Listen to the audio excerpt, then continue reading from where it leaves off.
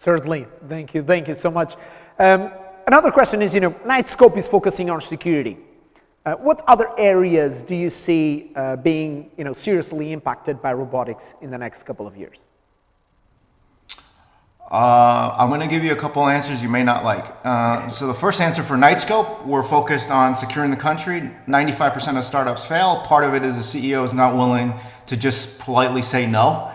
Like, no, we're not going to go off chasing that thing or chasing that thing. We're laser focused on what we have our 28,000 investors have signed up for us to do. So we're not off looking somewhere else. Right. I might infuriate some folks, but everyone that thinks that robotics is going to have a huge impact, I'm going to give you two reasons why right now the way things sit is not going to happen. In my opinion, the world revolves around people, cash, and time, and relationships. People, cash, and relationships. So we don't have enough roboticists worldwide, right? There's not enough engineers. Forget roboticists. We don't have enough engineers worldwide. And there's insufficient capital going into the sector. So $130 billion gets invested in startups every year. 80% into software, 10% into biotech, and then 10% into other. And then there's a tiny little sliver of other that goes into robotics. Why does Google exist or Facebook exist or Amazon or eBay? It's because billions and billions of, Google was the 13th search engine. How many trials and tribulations have gone through until you can actually get something that works?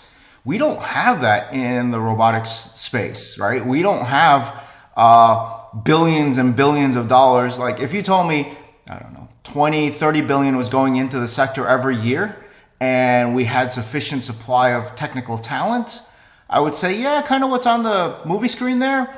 Okay, better than 50-50 chance that happens, right? But right now, we can barely keep, a robot localized to get from A to B consistently, and then people are worried that, all this craziness is going to happen. It's just the money's not there and the talent's not there to do it. Yeah, brain power and money. Those are two main ingredients for success in any area, right? Any idea on how this could shift or change? How can we, get investors more excited, and how can we get more brain power towards this direction? Universities and educational system, what do you think? Yeah, I think there's three levers. One lever is on the government to change industrial policy, which, will, by the time they fix it, will be done. The second is to change the financiers' incentives as to where they place their money.